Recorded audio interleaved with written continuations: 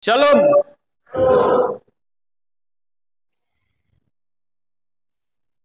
Bapak Ibu, topik tema kita dalam ibadah minggu hari ini adalah bela rasa Sang Gembala.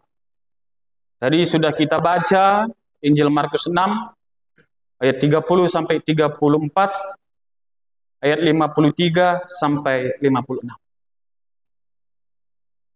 Bapak Ibu, orang yang memiliki bela rasa atau bahasa Inggrisnya dikatakan compassion, itu harus memiliki paling sedikit dua hal yang harus dipahami dalam hidupnya.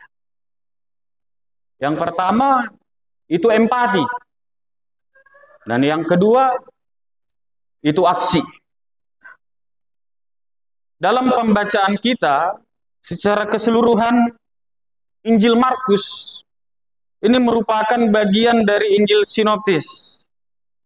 Dan dari Injil Matius, Markus, dan Lukas, Injil Markus lah yang menjadi Injil yang paling tua, Bapak Ibu. Sehingga Injil Markus ini mengisahkan bahwa bela rasa itu ternyata ada di dalam dirinya Tuhan Yesus Kristus, Bapak Ibu. Nah, jadi dalam bacaan ini setelah 1 harian lamanya Tuhan Yesus melayani, mengajar, dan menyembuhkan banyak orang, tentulah ia merasakan kelelahan. Tetapi di samping kelelahannya itu, Tuhan Yesus semangat melayani. Karena dia begitu mengasihi orang-orang yang mengasihi dia. Bukan orang-orang yang tidak mengasihi dia. Nah, tetapi meskipun dia masih semangat untuk melayani, Yesus memiliki yang namanya pemahaman bahwa murid-murid yang mengikuti dia pasti juga merasakan hal yang sama. Merasakan kelelahan, merasakan capek, walaupun dia semangat. Nah, karena ia tahu murid-muridnya lelah, Yesus mengeluarkan statement di dalam nats ini, marilah kita pergi mencari ke tempat yang sepi. Nah, ketika Yesus berpikir, Bapak Ibu Saudara, bahwa apa yang dirasakannya kelelahan, murid-muridnya juga lelah, itulah yang dinamakan empati. Karena ia mengetahui apa yang menjadi dirasakan oleh orang lain. Ia merasakan apa yang dirasakan orang lain. Itulah namanya empati. Nah, tetapi Yesus tidak hanya menyebutkan empati, tapi dia juga melakukan sebuah aksi. Sehingga aksinya itu nyata bahwa marilah kita pergi ke seberang. Ngapain? Beristirahat. Artinya dalam perasaannya ia merasakan kelelahan, maka ditunjukkan aksi. Kita harus beristirahat. Maka empati ditindaklanjuti dengan aksi. Itu namanya bela rasa. Jadi empati ditindaklanjuti dengan aksi, itulah yang dinamakan bela rasa, Bapak Ibu Saudara. Jadi kalau ada orang kecelakaan, dalam hati langsung berkata, kasihan kali dia jatuh. Tapi tidak ditolong. Itu hanya sekedar empati. Tetapi kalau melihat ada orang jatuh, kasihan kali tapi didatang ditolong, itu empati dan juga aksi. Itulah kira-kira contohnya Bapak Ibu Saudara. Nah, karena empati dan aksi ini dilakukan oleh Tuhan Yesus dalam wujud bela rasa, maka ia mengajak para murid-muridnya untuk beristirahat. Karena apa Bapak Ibu Saudara? Istirahat itu sebenarnya sangat penting bagi kehidupan kita. Kalau lalapnya terusnya kita bekerja, terusnya berladang tanpa henti, terusnya melayani tanpa ada istirahat, maka segala sesuatunya pasti akan tidak maksimal. Mungkin bagi yang bekerja akan kelelahan. Mungkin yang berladang yang bisanya menyangkul sampai dalamnya 2 meter ya kan. Ini cuma setengah meter karena kecapean. Mungkin yang melayani biasanya menggebu-gebu menjadi lesu. Makanya perlu yang dinamakan waktu istirahat Bapak Ibu Saudara. Berhenti sejenak, istirahat sejenak.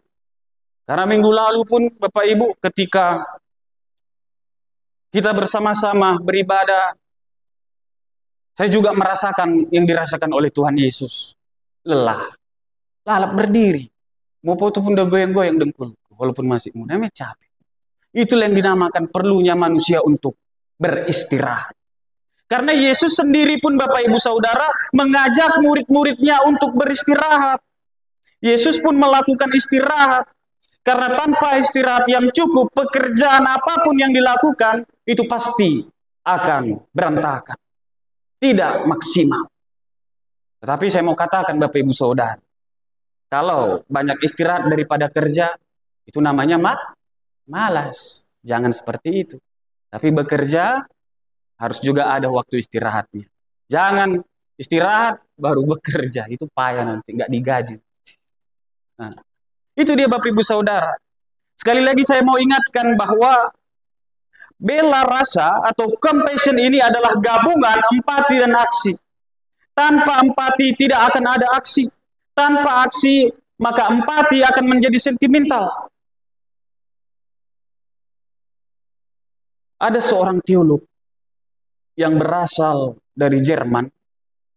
Dia bernama Meister Eckhart. Dalam bukunya ia mengatakan bahwa banyak orang hanya tiba pada tataran empati, tetapi lupa untuk melakukan aksi.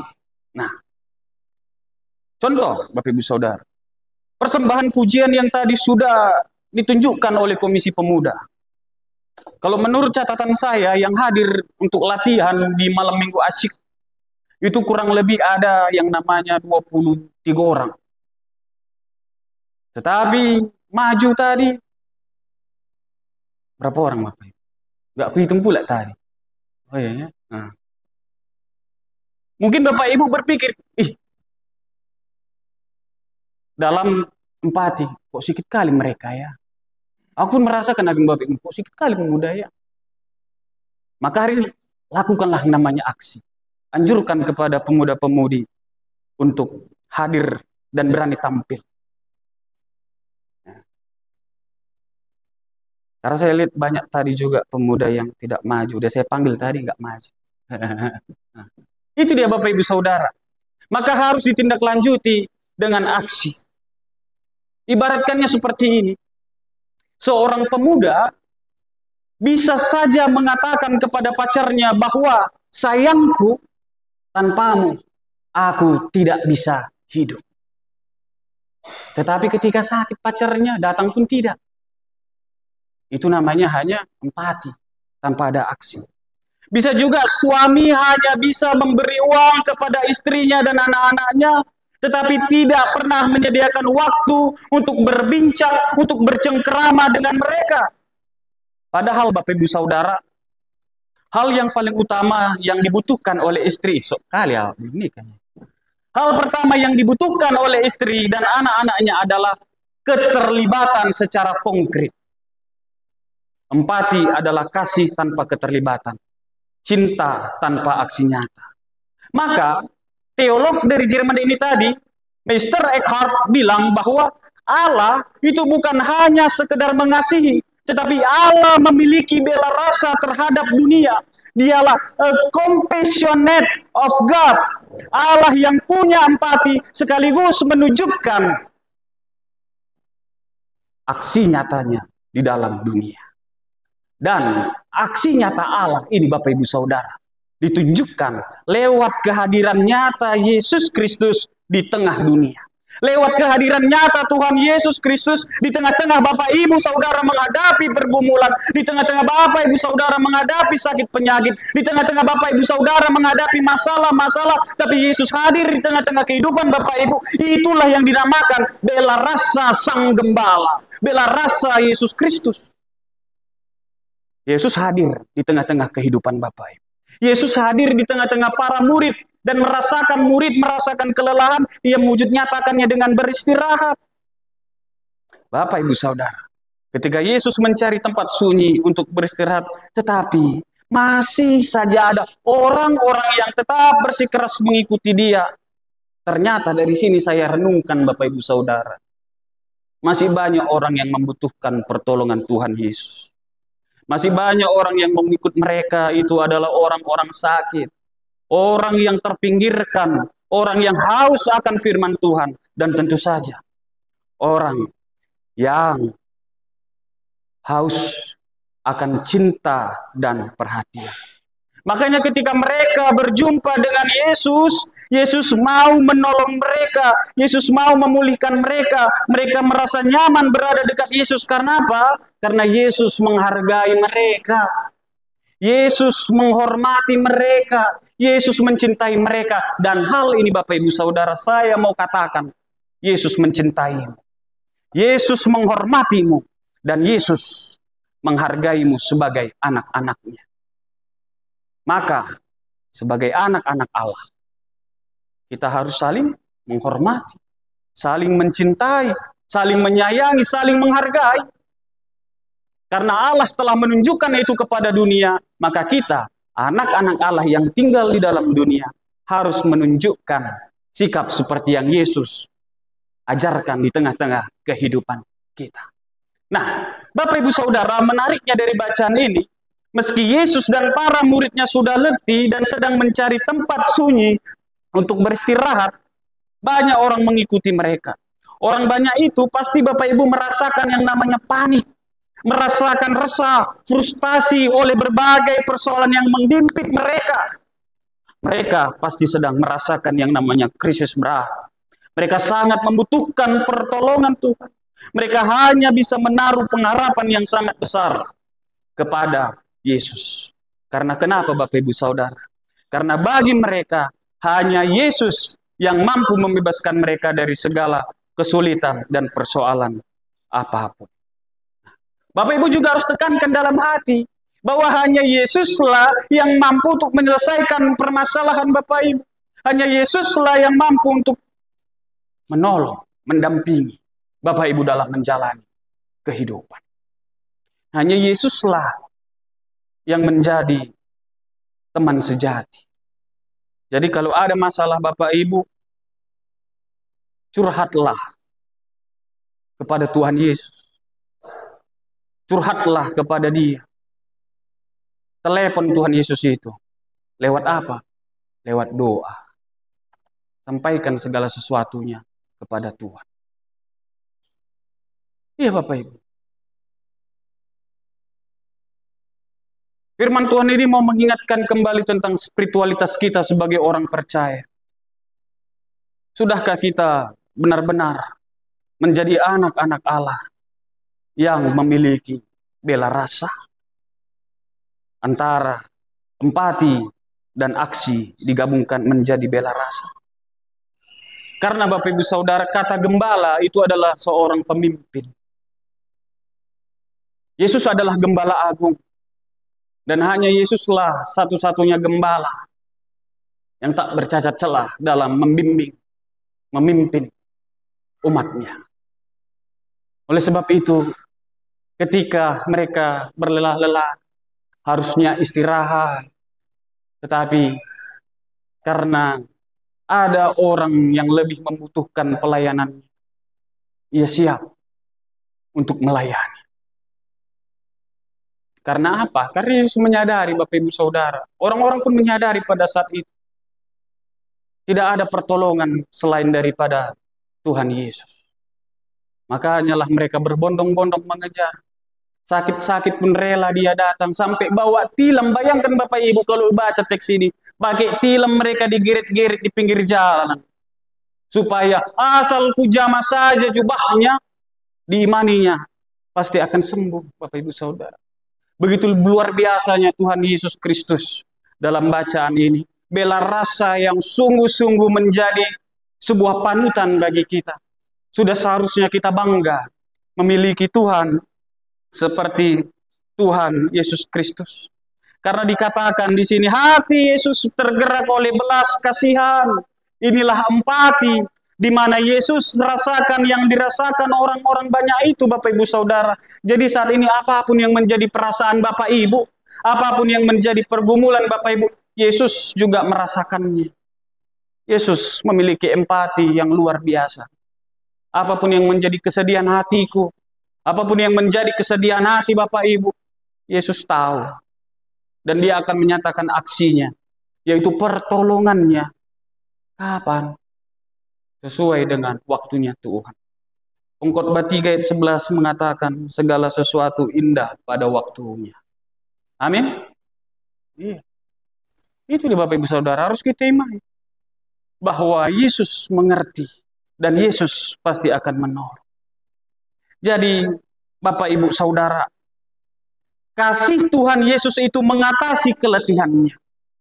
Kasih Tuhan Yesus itu membuat bahagia orang-orang yang mengikuti dia. Dan kasih Tuhan Yesus Kristus itu pasti juga akan membawa bahagia Bapak Ibu Saudara untuk melayani Tuhan Yesus Kristus. Kan nanti lagunya kita nyanyikan. Gembala baik bersuling nan merdu, membimbing aku pada air tenang. Ya. Jadi Tuhan Yesus Bapak Ibu Saudara tidak akan mau membiarkan Bapak Ibu terus-menerus di dalam kesedihan. Tidak mau Tuhan Yesus Bapak Ibu terus-menerus berada dalam pergumulan. Pasti akan datang waktunya. Tuhan Yesus akan menunjukkan aksinya. Aksinya lewat siapa Bapak Ibu Saudara? Bisa saja lewat keluarga. Bisa saja lewat teman. Bisa saja lewat sesama kita. Teman satu jemaat, satu gereja. Saling menyemangati dan lain sebagainya, menunjukkan bela rasa. Bapak Ibu Saudara, marilah kita contoh itu. Karena Yesus Kristus adalah Sang Gembala yang memiliki rasa, bela rasa yang tinggi. Nah, kembali lagi kepada pemahaman Bapak Ibu Saudara tentang gembala, ya kan? Jadi kan gembala ini dalam pemahaman Alkitab, Gembala Agung adalah Tuhan Yesus Kristus. Ada juga yang namanya gembala full-timer, itu pendeta jemaat. Ada juga yang namanya gembala khusus, itu penatua dan diaken. Ada juga yang namanya gembala umum, itu adalah Bapak Ibu Saudara sendiri yang menjadi pemimpin, baik kepala keluarga memimpin keluarga, baik yang memimpin diri sendiri dan masing-masing. Maka Bapak Ibu Saudara adalah pemimpin.